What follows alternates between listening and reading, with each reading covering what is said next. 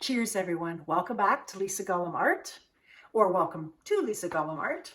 So today we are pouring an ocean. That sounds like quite the task, doesn't it? We're not going to pour an ocean, literally. So we're going to pour an ocean figuratively. So I've always been fascinated with pouring and trying to make it fit into something that's quasi-realistic. So this painting is part of that discovery for me. So it's part of a series of paintings that I did for a show, but if you really want to check that out, and some music I actually wrote myself to go with it, check the link here. And you can see and hear those songs and see some of the process of painting those paintings. But this pour came from that process. So be sure to watch to the end of this video and you will actually see how the painting of the ocean turned out in the end, because it's really, really cool. It's one of the favorites of many, many people who saw the show. So you won't want to miss that. It took a lot of discovery for me to figure out how to do this well. So you'll see in this video a lot of hits and a lot of misses. And I included the misses as well as the hits, just because you can learn as much from my mistakes as I can. But this is my spin on doing an ocean, sand and sea sort of pour. So cheers. Let's pour an ocean together.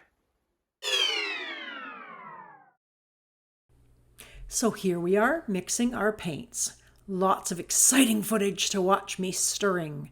So the consistency I'm going for in the mix is not like watery, but sort of like runny honey. Runny honey. That sounds really fun. Really funny, runny honey. I'm in a silly mood. Okay, so that's approximately consistency, and I'll do a close-up there so you can really see what kind of consistency we're looking for.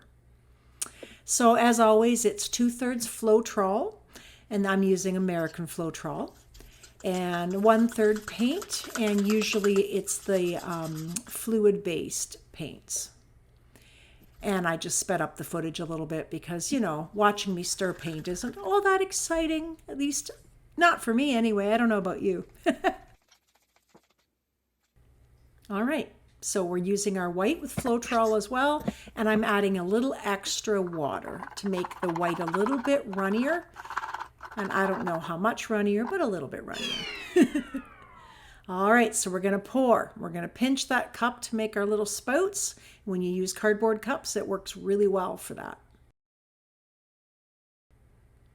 And you might be wondering, why is she pouring on the canvas, but she's not taking the plastic off the canvas? There's a method in my madness. I wanted to be able to just create an acrylic skin. But if you pour on loose plastic, it's kind of floopy. So I just decided, hey, I could pour on the plastic that's right on the canvas and just leave it there. And then once it's dry, I could basically just sort of take off the plastic and then peel it right off. All right, I had forgotten to put my gloves on. Don't forget to put your gloves on ever, because you get really, really messy. So there you go. All right, so there's my little, I call it a stylus. I don't know if there's a better name for it, but it's a silicone pointy device that is just fun to use in various painting things, but I love it for fluid paints because it just can create those really cool lines. And now we're tilting just so the paint's not so thick. Isn't that pretty? It doesn't look like sand yet though. So first I'm trying to blow. This is me, by the way, this whole video is me experimenting to see how I like to create an ocean vibe painting, because I think everybody does it different. I've watched lots of tutorials and they're as different as night and day oftentimes. So I'm sort of discovering in this video what my method is. All right, so there I am creating the horizon line.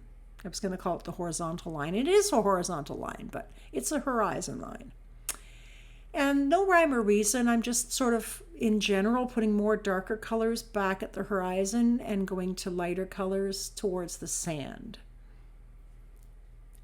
Because typically that's what it would look like visually if you were looking at an ocean. It would look darker further away.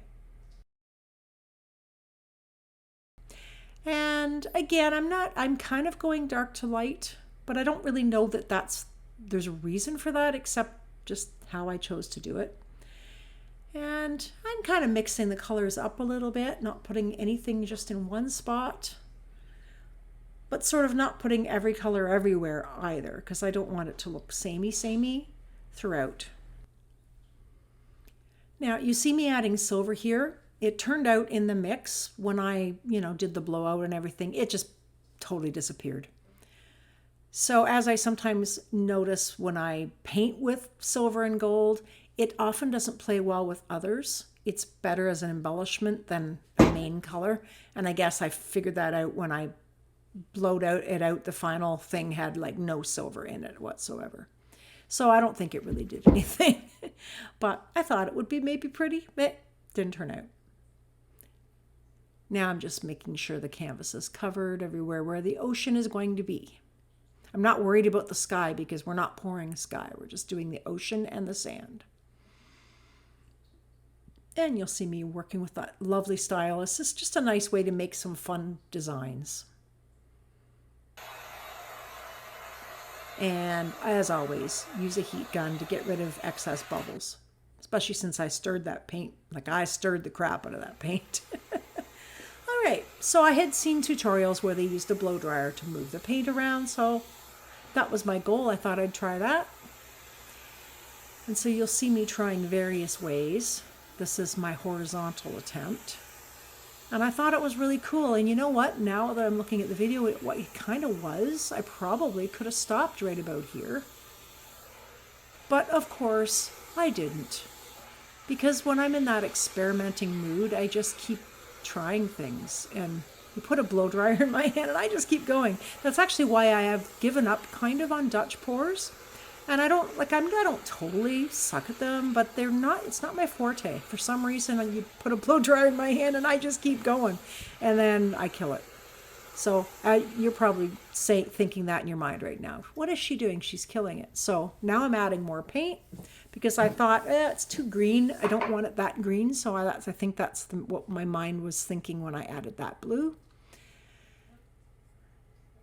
And I'll take this moment just to let you know that this was and did end up being part of my gallery show. I ended up using this as part of a painting and painting a guitar and a sky.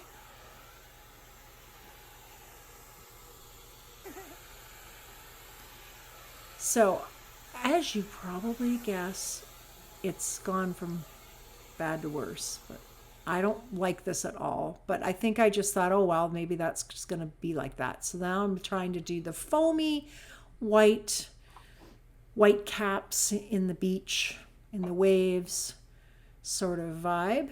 And at this point, I don't think I had added silicone in this white paint. Just drizzling it willy-nilly. And most of it, of course, on the edge where the sand is. And you'll notice I'm almost covered up all of the sand. So stay tuned for how I resolve that, because in the end, this painting turned out really, really well. You can't tell that yet, because right now it looks like a hot mess, And now, now I'm trying the blow dryer to make the wave white caps at the edge of the beach, which wasn't the worst way to make waves. But I just wasn't really loving it. Again, if I wasn't going for a beach, this is a cool painting. But it doesn't look like a sandy beach and an ocean at this point. At least in my mind. But stay tuned. It keeps getting better. I promise you it'll get better. For me, that's what art is all about. It's oftentimes experimenting, because not everything works for everybody, and you kind of have to play. You kind of have to just let go and try things and be okay with it not going perfectly all the time. Anyway, here I am deciding, well, this looks like a mess. Let's try swiping through it. I just used the thin plastic sheet that comes with the canvas packages that I buy from Michael's to protect the canvases from being punctured, I think. So I just repurpose those and use them for swiping, and it works really well. So now I'm putting some white paint on the side to swipe over top of the colors, and the white paint is a little more watery, as you remember when I mixed it, so it shouldn't sink too much. But there's no silicone in that white, so we're not going to get many cells, just the few little cells that you might get just because you use some Floetrol in the paint. One of the reasons we use Floetrol is because of the cool effects that it creates when it mixes with paints. But as you can see, this really is not working. Another failed experiment. But we just keep moving this paint around and hoping beyond hope that at some point it's going to look really good. And spoiler alert, later on it kind of does. But not right now. So then I thought, okay, let's try swiping through it with a palette knife to just create some neat wavy effects. And I'm already looking at that going, I like that a lot better than anything so far. So if you've done pours before, let me know in the comments what kind of methods of moving paint around in interesting ways do you like the best? Do you like using just pouring it out of a cup? That's one method. Do you like doing swipes? What tools do you like using with fluid paints?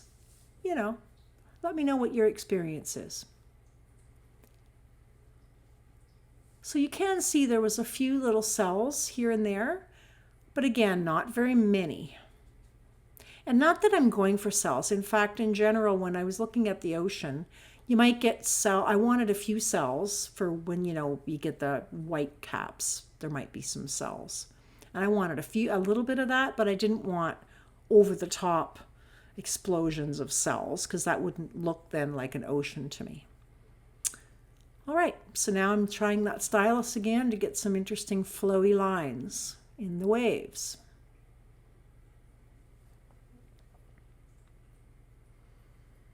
And it's starting to look a little bit more like an ocean, an abstract ocean, of course, because we're really not going for hyperrealism. And if you know me, you know that I usually don't like to go for hyperrealism.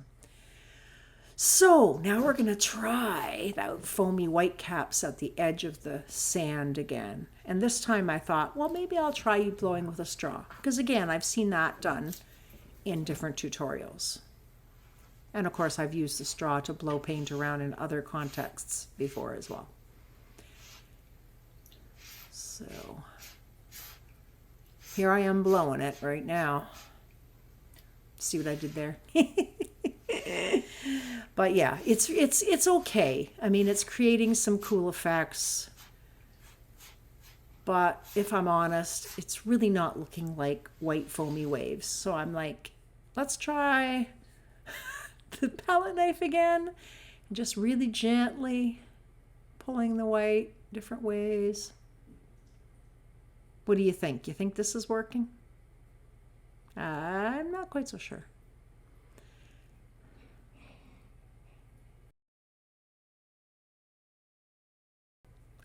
I don't know. You can see me going back and forth and playing and playing. And if you were there in the room with me, there might have been a few, negative words spewing out of my mouth. There might have been some frustrated sighs because I just really wasn't capturing what I was seeing in my mind.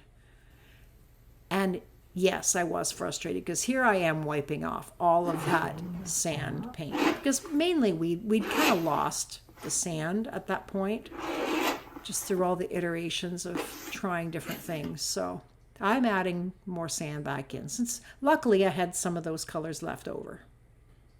And that's the beauty of pouring. The beauty of acrylics in general is it's never over until it's over, right? You can always finesse. You can always try a different method. You can always play. I just tell people I just play until I'm happy. Sometimes that takes a few minutes. Sometimes it takes a few weeks. sometimes a few months. But if I'm not happy, ain't nobody gonna be happy. So as you can see, I added silicone into this white paint now. There we go. So the answer is to put silicone in the white. And I have to say, it wasn't long after I tried that with just a little piece of that thin plastic sheeting. I fell in love with the effect I got. Just the funky lacing and the weird kind of cells, mostly lacing, but it just looked really phenomenal over the sand. Now the trick with that is to be very, very gentle. You don't want to push at all. You're just glazing over the surface of that sandy color paint with that white, with silicone in it, and it's a watery white consistency with silicone added. And I just added like 2 or 3 drops of silicone in a small cup of white paint. But the effects are wonderful, and as it sits, it gets more and more interesting. So I liked that so much, I decided I want some more of that white, wavy, bubbly vibe in the ocean as well, and creating some interesting white caps. So as you can see, there has been some other cells developed just from the Floetrol in the ocean, but just not very many. I really like using this plastic, and I'm sure you can get your hands on some plastic from other places and different things that it might come in, protect your sleeves or what have you. But it works better for swiping than just a palette knife.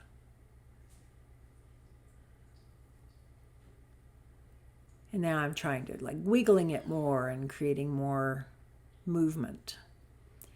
So now I decided I've lost a lot of the dark that's at the back, and I wanted to reclaim some dark.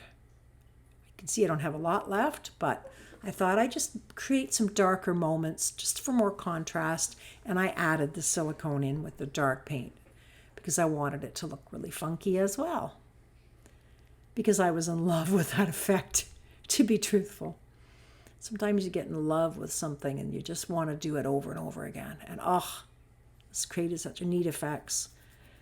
So we're all the way to the end, and we're giving you a tour of all the little wonderful moments that happened. They just bring me such joy. I love these close-ups. Look at that white lacing on top of that sand. It's just beautiful. It just makes me want to go to the beach. And since I live 10 minutes from the beach, it's not hard for me to do that. And then I like that I left some lines as well. I like lines, not all cells. I've learned that about myself as I've more and more as I've poured. I like a mixture of some cells and some funky dunkies, but also some nice lines. They just lead the eye in such wonderful ways. And I really did love that addition of a few other dark moments. They really pop as well.